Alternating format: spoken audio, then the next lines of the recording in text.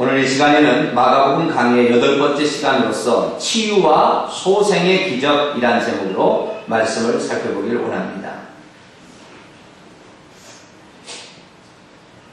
오늘 본문에는 두 가지의 놀라운 기적이 기록되어 있죠. 하나는 12살 먹은 소녀가 심한 병을 앓다가 죽었는데 예수님께서 다시 살려주셨다라는 소생의 기적이 하나 기록되어 있고, 그 중간에 하나가 더 기록되어 있으니 12해를 혈류증으로 앓는 한 여인이 어떤 의사에게도 고침 받지 못하다가 예수님 만나서 고침을 받았다. 이 두 가지 사건이 기록되어 있습니다. 이 두 가지 사건은 과연 무슨 말씀일까요?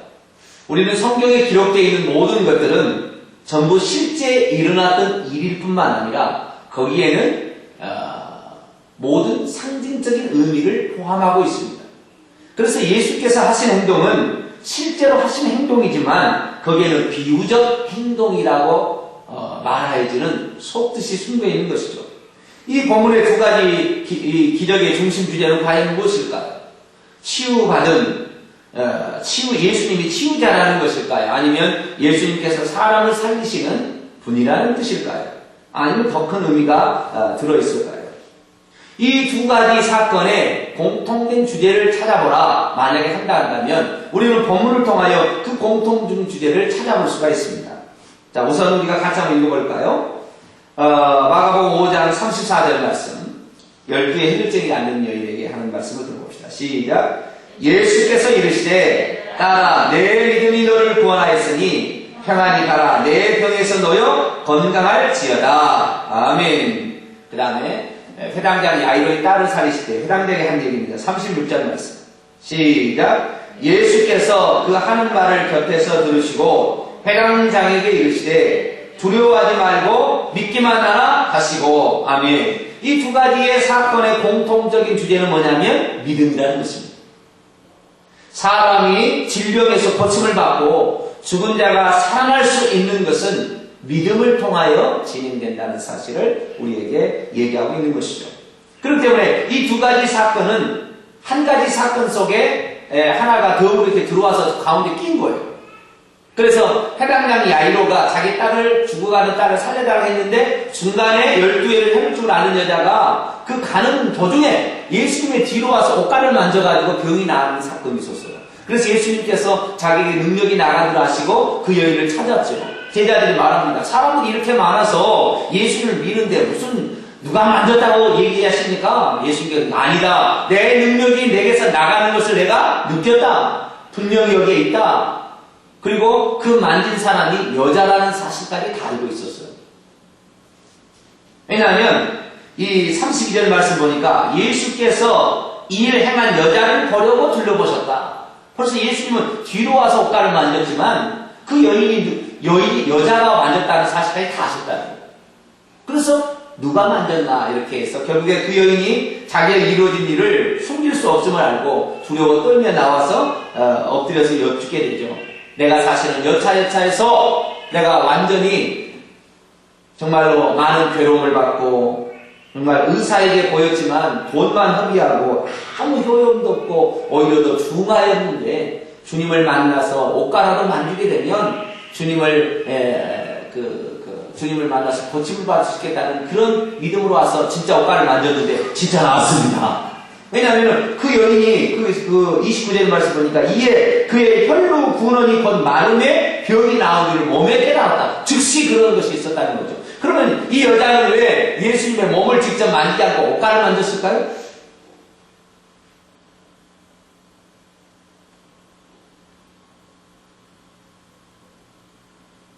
이 여인이 예수님을 만질 때 왜 뒤로 와서 옷가락을 만졌을까요? 아마 여러 가지 생각이 있겠지만 첫째는 뒤로 와서 몰래 옷가락을 만지면 옷가락은 피부가 아니잖아요. 옷은 피부가 아니기 때문에 옷가락을 몰래 만지면 예수님이 굳이 나를 만나기 위해서 애쓸 필요도 없고 내가만 만지면 되니까. 그래서 또 사람들이 하도 많은데 예수님이 지나가는 거기 때문에 싹 이렇게 만지는 건데 예수님도 모르게 내가 병만 나오면 되겠지라는 생각으로 만졌을 가능성도 있고, 그리고 이 여인이 조금 더 율법에 대해서 많이 알고 있는 여인이라 한다면 예수님이 옷가를 만진 이유가 있어요. 자, 레위기 15장을 한번 열어볼까요? 레위기 15장.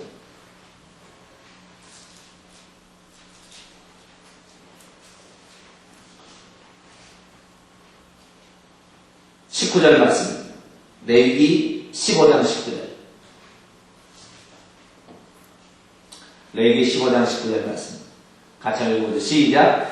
어떤 여인이 유출을 하되 그의 몸에 그의 유출이 피면 이래 동안 불결하니 그를 만지는 자마다 저녁까지 부정할 것이요. 아멘. 이 불결한 여인, 피가 나와서 자궁성 출혈을 내막는 것 같아요. 이 여인이 이렇게 그 피를 내고 있었으면 이 여인이 닿는 모든 것이 다 사실 부정이에요. 그렇기 때문에 예수님은 몸을 닿게 되면 예수님도 부정하게 될까봐 자기만 부정하는 것으로 끝내겠다 생각해서 몰래 만지려고 했던 이런 가능성도 있고, 어쨌든 이 여인은 예수님 앞에서 직접 와서 만질 수는 없었어요. 왜냐하면 부정하다 사람들이 그것을 저 여인은 부정한 여인이다 이랬을 가능성이 있기 때문에. 그래서 뒤로 와서 옷가를 만져서 낫게 된 이런 일이 있다는 것입니다. 그런데 이 여인은 대단합니다. 왜 대단하냐면 예수님이 와서 너의 병이 나았느니라고 얘기하는 것도 아니고 안수해준 것도 아니고 손을 잡아준 것도 아닌데 예수님께서 또 고쳐주려고 생각도 안 했잖아요. 이 여인한테 가서 뭐 고쳐주려고 생각 안 했단 말이죠. 그런데 지 스스로 와가지고 예수님의 뒤로 가서 옷가라도 만지면 나을 것이라는 그 믿음을 가지고 나아갔다는 거죠. 여러분, 이런 믿음을 갖는다는 것은 대단한 사건입니다. 사실은. 예수님을 고쳐주려고 한 것도 아니라니까요. 자기 스스로 예수님이 나를 고쳐줄 것이라는 그 강렬한 믿음을 가지고 나온 거예요. 그러나 이 12살 먹은 이 외동딸, 해당자는 외동딸이 병들어 죽게 되면 예수님이 가서 고쳐준다? 그랬단 말이에요. 이것은 예수님도 의도적으로 가신 것이고, 이 여인은 예수님께서 그 외동딸을 고치러 가는 중에 무리들이 많이 있는데 뒤에 와서 딱 만지고 그냥 끝내버리라고 했던 이 여인이란 말이죠. 그런데 이 여인은 이 예수님의 옷가라도 손을 대면 뭐 예수님이 오실 필요도 없고 그냥 내가 지나갈 때 살짝 이렇게 만지면 된다라는 이런 믿음을 가지고 와서 고침을 받았다는 것이죠. 그래서요, 이 두 가지 사건을 종합해 본다면 이 두 가지 사건의 차이점을 알 수 있는데, 12해를 혈육적으로 앓는 이 여인은 예수님께서 고쳐주려고 의도적으로 하신 여인이 아니라는 사실입니다. 본인의 믿음으로 나와서 고침받은 사건이고, 그 다음에 이 12살 된 소녀는 예수님께서 고쳐주려고 가다가 죽었다가 다시 살아나는 사람이고, 그러니까 예수님께서 하려고 했던 사람과 예수님이 하려고 하지 않았는데 사람이 고침을 받으려고 작정했던 이런 두 가지의 차이점이 있다는 것입니다.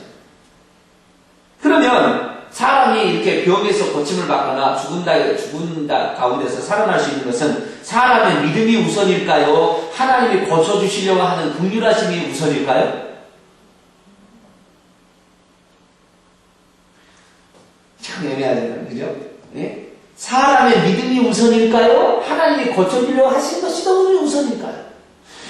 이 12해를 혈육적으로 앓는 여인은 예수님이 고쳐주려고 생각도 안 했단 말이죠. 그렇잖아요. 그냥 그 어린아이 고치려고 가다가 능력이 나간 줄 아시고 고치고 뒤돌아가 와서 누가 내올까요? 손을 대었느냐 이렇게 했단 말이죠. 그리고 이 두 번째는 예수님 고쳐주려고 했던 것이고, 근데 믿음이 좀 부족했어요. 질병까지는 고쳐줄 줄 알았지만 죽은 자를 살릴 것까지 기대하지 못했어요. 그러자 야단을 좀 치고 그 다음에 그러니까 죽은 자를 살리는 것이 그의 장면입니다. 그럼 여기서 우리가 기억해야 될 게, 사람의 믿음이 더 중요하냐, 아니면 하나님께서 고쳐주려고 하시기는 그 긍휼하심이 더 우선하냐, 이 두 가지입니다. 성경은 이 두 가지가 다 필요하다 얘기하지 한 가지만 있어서 될 것이 아니라고 말씀하고 있습니다. 보십시다. 이 12해를 혈육적으로 앓는 여인이 만약에 본인의 믿음으로 낳는 것으로 모든 것이 완결지어졌다면 예수님께서 그 여인을 찾을 이유가 없어요. 예수님과 모른 척 하면 되는 거잖아요. 그럼 예수님께서 일부러 그 여인을 찾은 거예요. 누가 내 옷가에 손을 댔느냐? 아니, 이렇게 사람들이 많은데 누가 옷가에 손을 댔다고 합니까? 아니야, 나를 만든 여인이 있느니라. 자기가 숨길 수 없다는 사실 알고 그 앞에 나와서 떨며 용서해달라. 그리고 이런 일이 있었다. 이렇게 하면서 예수님 앞에 얘기를 하는 거 보면 결국에 예수님은 모든 사람 앞에 그 여인이 낫게 된 것이 예수님으로부터 능력이 빠져나가서 된 줄을 사람들이 알겠다. 그래서 사람의 믿음만 가지고 절대 고침받을 수 없는 것입니다. 사람의 믿음이 예수님으로 말미암아 능력이 흘러 들어가고 고쳐진 것이지 사람의 믿음만 가지고 될 수 있는 게 아니에요. 많은 사람이 착각하는데 어떤 사람은 그래요. 누가 예수님을 봤다네, 환상을 봤다네, 밤새도록 기도하면 된다니까 밤새도록 기도하면 될 줄 알고 생각하고 있어요. 아니에요.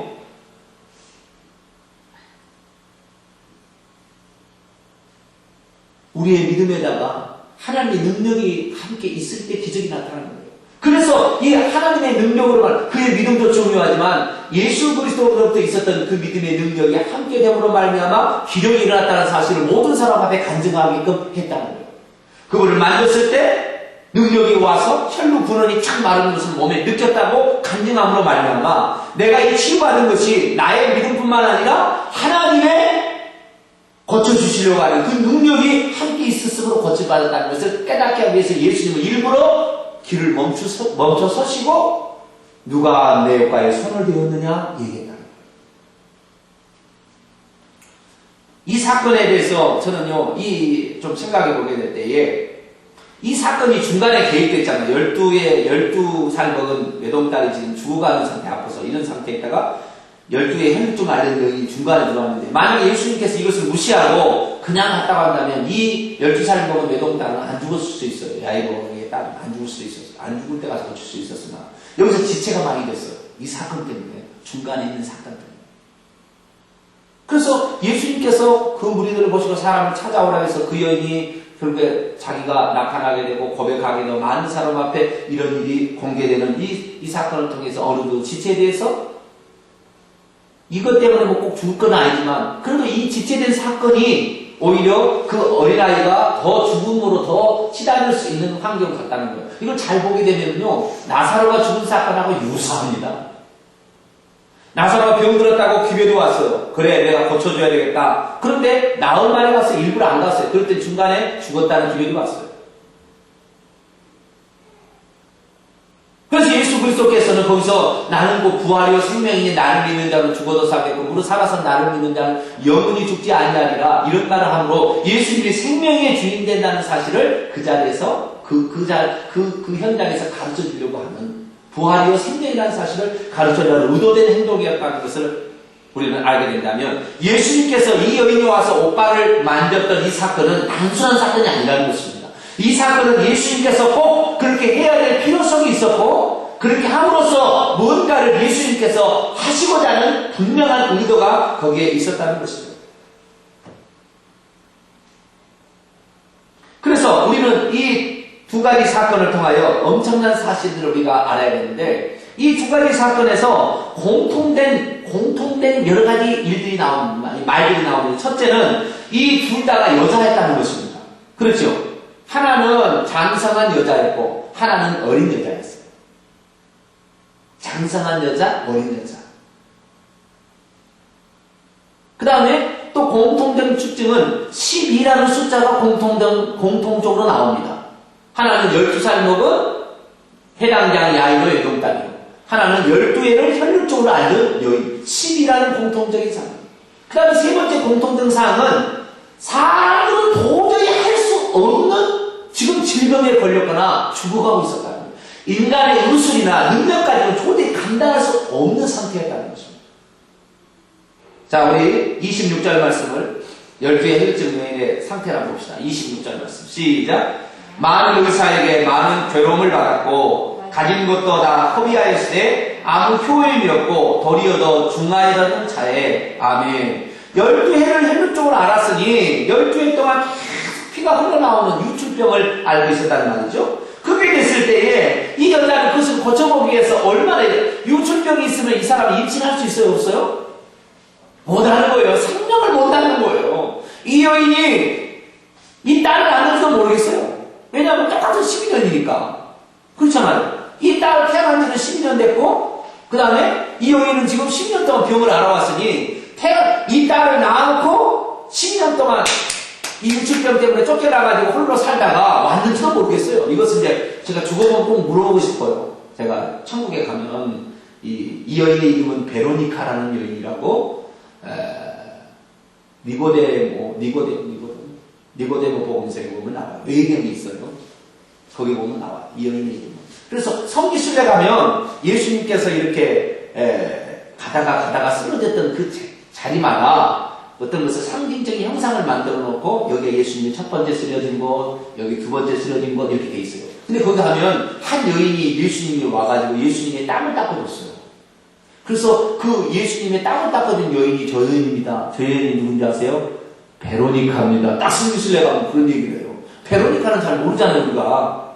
그런데 성기순례 갔더니 베로니카가 누굽니까? 그랬더니 예수님의 옷가를 만졌던 그 혈루증 앓는 그 여인이 베로니카입니다. 그걸 보니까 외경 복음서에 이런 말이 나와요. 이 베로니카라는 여인의 이름이 나옵니다.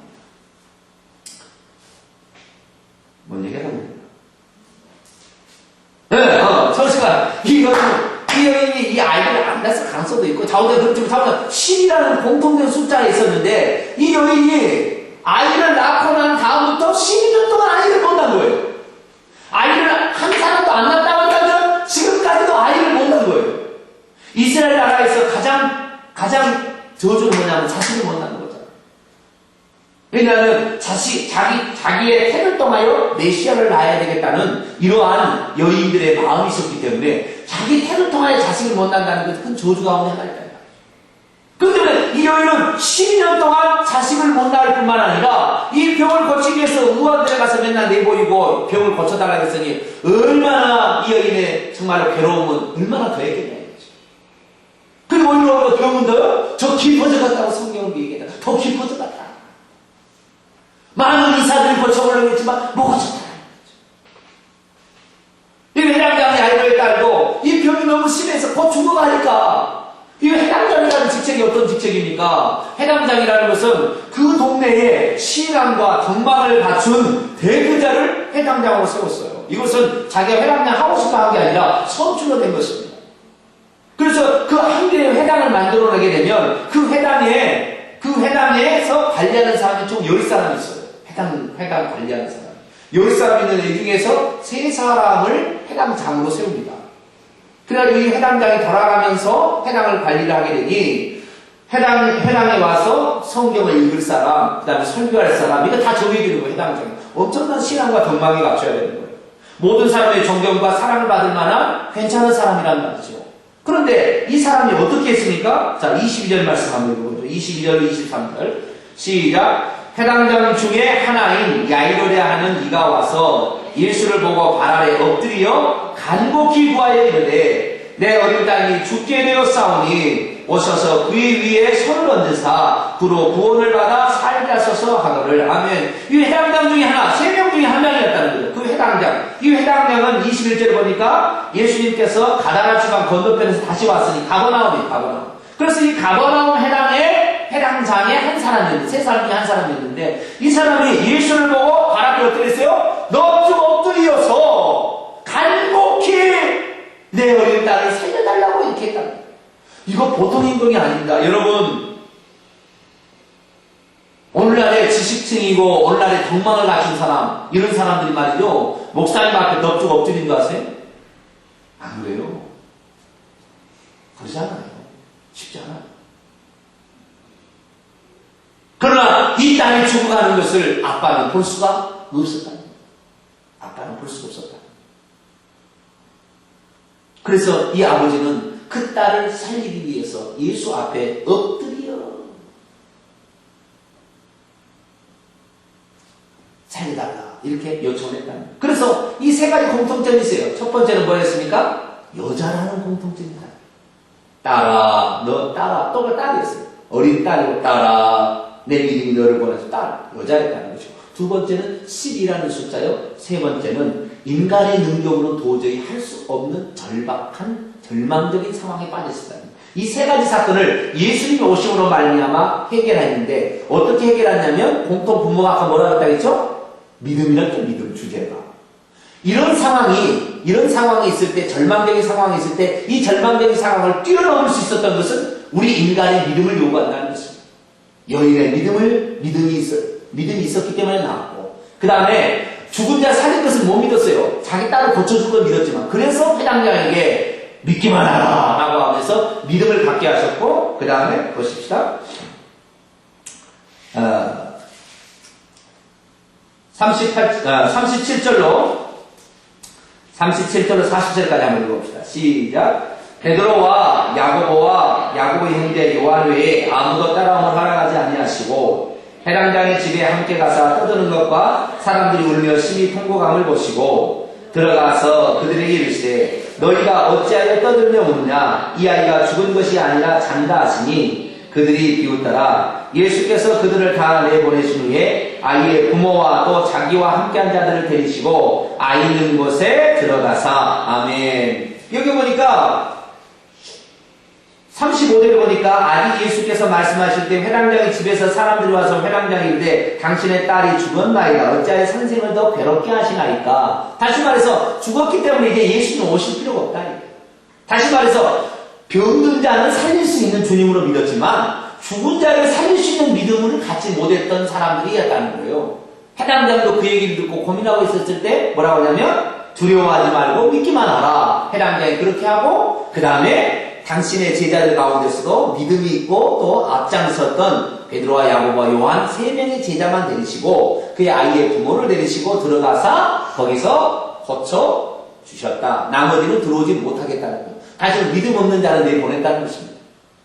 그렇기 때문에 예수님께서 고쳐주려고 해도 믿음이 없는 자는 고쳐 못 받는다는 거예요. 처음에는 그렇지 않았잖아요. 자기가 믿음을 가지고 갔지만 주 예수의 능력이 나오지 않으면 못 고쳐받는 거예요. 거꾸로 예수님께서 고쳐주려고 해도 믿음이 없으면 안 된다는 거예요. 그래서 예수님께서 믿기만 하라 하면서 그 믿음 있는 자들만을 데리시고 들어가시고 믿음 없는 자는 내보냈다는 거예요. 여러분들은 믿음 있는 자가 되길 축원합니다. 이 두 가지의 절망적인 사건을 희망적인 사건으로 바꿀 수 있었던 것은 사람들의 믿음과 하나님의 긍휼하심이 같이 있어져서 기적이 나타납니다. 그리고 오늘날에 우리가 믿음 좋다네, 우리가 믿음 아무리 좋아봤자 하나님이 고쳐주지 않으면 쓸데없는 것이 아닙니다.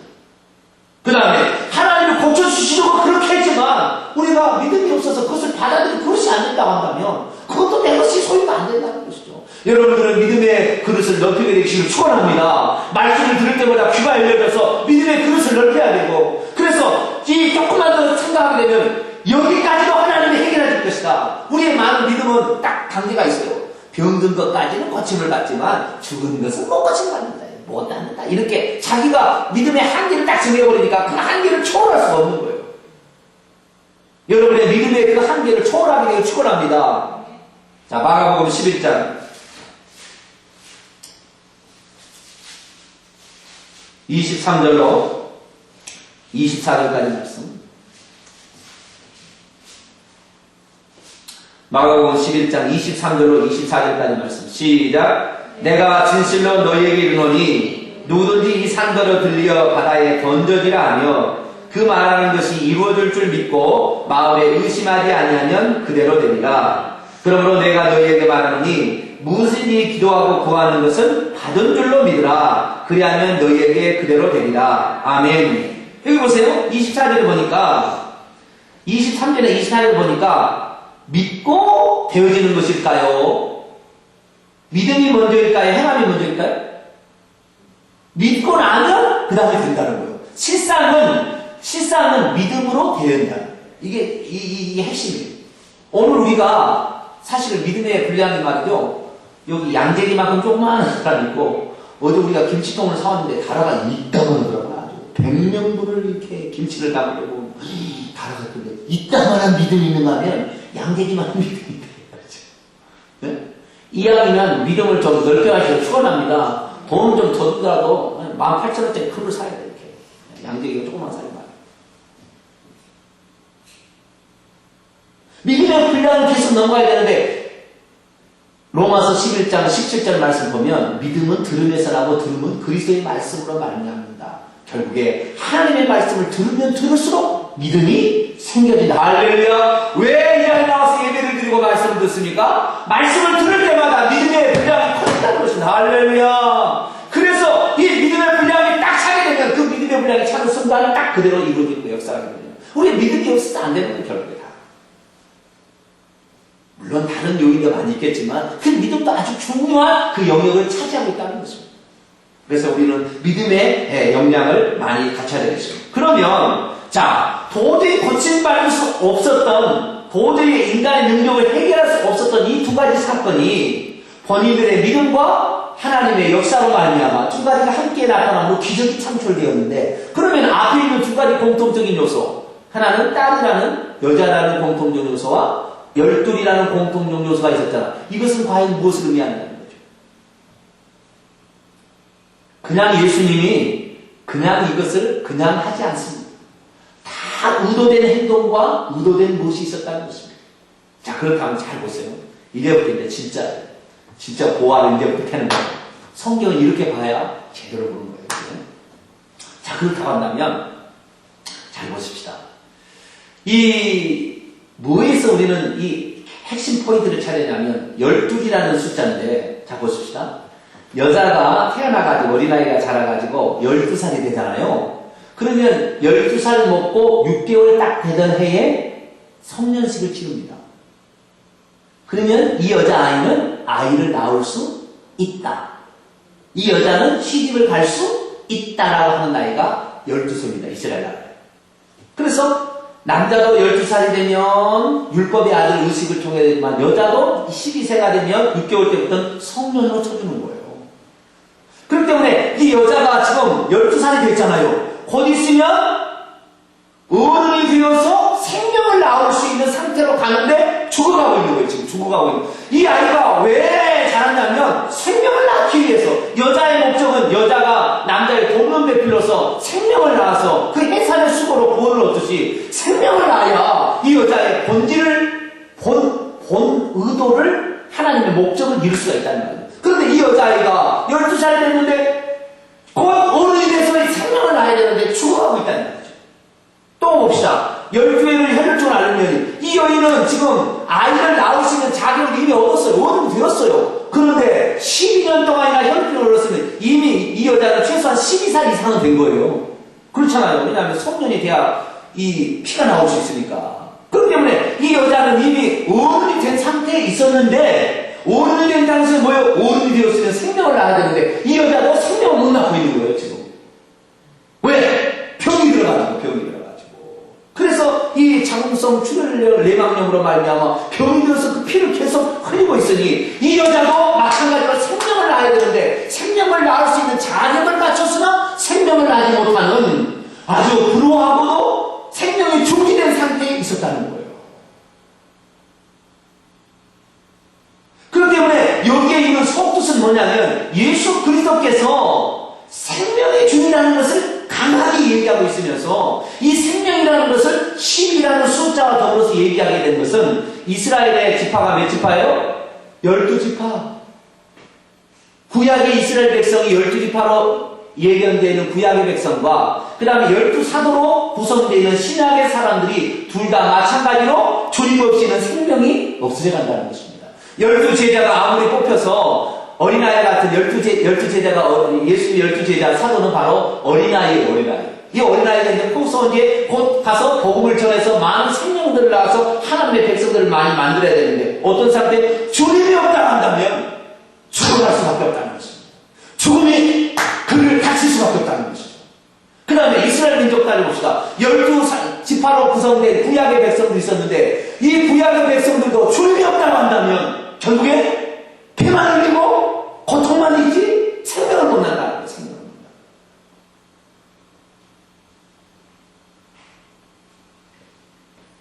하나님께서 모든 인간은 뭐라고 했냐면 여자라고 했어요.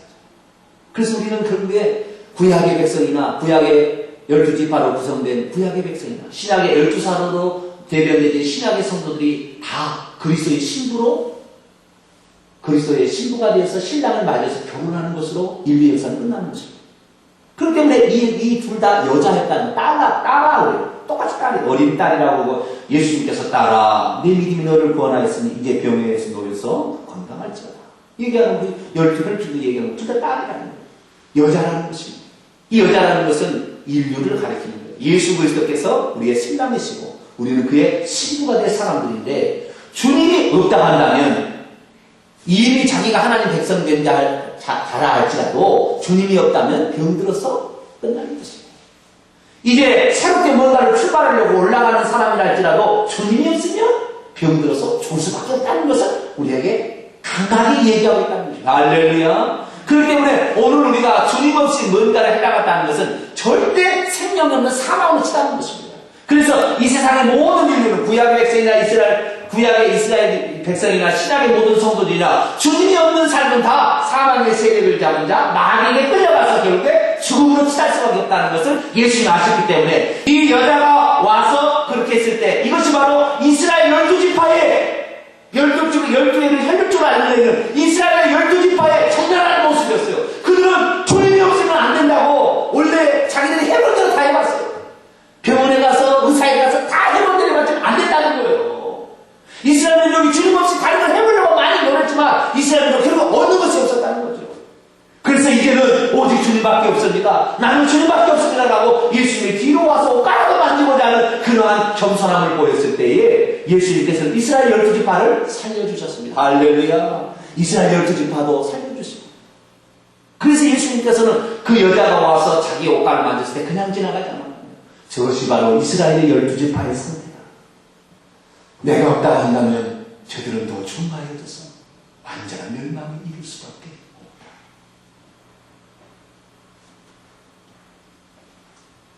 또한 내가 데리고 있는 이 12제자들도 결국에 내가 없이는 다 사망의 열매를 맺을 수밖에 없습니다. 내가 도움이 필요한다는 사실을 내가 그래서 예수님께서 의도적으로 이 자라나는 세대를 위해서 의도적으로 가서 역사해 주신 거예요. 내가 가서 고쳐드리다. 내가 가서 낫게 할다. 내가 가서 살려주겠다. 할렐루야. 그래서 이 두 여자의 차이점은 그런 거예요. 하나는 생명이 이제 생명을 낳을 수 있는 그 나이에 차가고 있는 거였고 하나는 이미 찼지만 생명을 낳을 수 없는 상태로 내려가고 있는 상태. 이 두 가지의 교차점이 12이라는 교차점이죠. 그렇기 때문에 이 두 가지 사건을 통해서 주께서는 말씀하시기를 내가 너희들의 삶과 생명을 주관하는 자니 나를 의지하게 된다면 너희들은 병에서는 나았게 될 것이고 할렐루야. 달리라 쿵 일어나라. 내가 너를 이제 생명을 낳을 수 있는 생명의 잉태자로 너를 세울 것이다. 할렐루야. 그래서 오늘날에 예수 그리스도를 믿는 자들이 이 생명의 상태에서 살게 되기 때문에 우리가 죽어도 살고 살아서 믿는 자 영원히 죽지 않은 놀라운 축복이 우리에게 있는 것입니다. 사랑하는 성도 여러분, 오늘 우리가 힘든 것이 있습니까? 절망적인 상황입니까? 예전엔 잘했습니까? 지금 절망적인 상황이라면 12혈육증이에요. 나는 믿음이 없어 초신자에서 이제 올라가려고 합니까? 12살 먹은 여름딸.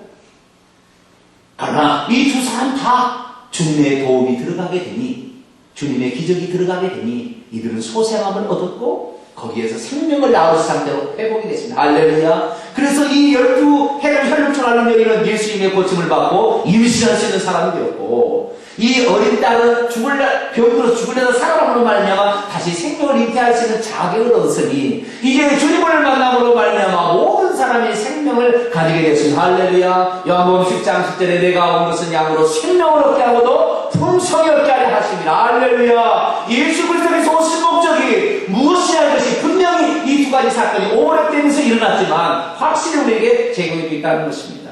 이제 오직 주님만을 여러분의 생명의 주님으로 믿음으로 말미암아 여러분의 삶이 생명의 역사가 생명을 막 낳고 생명의 존재가 되어서 영적인 생명을 낳고 막 이렇게 되는 아름답고 복된 성도들과 교회가 되시기를 축원합니다. 기도하겠습니다. 거룩하신 아버지 하나님, 오늘 우리는 두 가지 기적의 사건을 통하여 주님께서 온 인류의 처한 상태를 진단해 주셨고 이스라엘 민족의 상태와 신약의 믿는 성도들의 상태가 어떤 상태가 되어야 된다는 사실을 저희들에게 알려주셨습니다. 주님 없는 모든 것을 허비한 것이요 더 중할 수밖에 없는 것을 보게 됩니다. 우리 주님만이 우리의 생명이 될 때 사망을 정복하고 질병을 정복할 수 있으리라 확신합니다. 이제 주 예수 그리스도로 말미암아 우리의 모든 영역에 소생함을 일어나게 되기를 축원합니다. 하나님, 우리에게 있어서 이런 모든 것들이 우리에게 기적적으로 나타났어. 달리다콤 하는 놀라운 역사를 우리에게 이루어 주시옵소서. 소녀야, 내가 내게 명하노니 일어나라. 놀라운 역사가 우리 교회, 우리 가정과 우리의 삶에 함께하기를 원합니다. 주여, 우리 성도들에게 이 귀한 생명 역사를 다시 일으켜 세워 주시옵소서. 열린둥지 행복전도 축제 기간에도 생명을 낳을 수 있는 우리 성도들, 여자들이 다 되게 하여 주옵소서. 우리 주 예수 그리스도의 이름으로 기도하옵나이다. 아멘.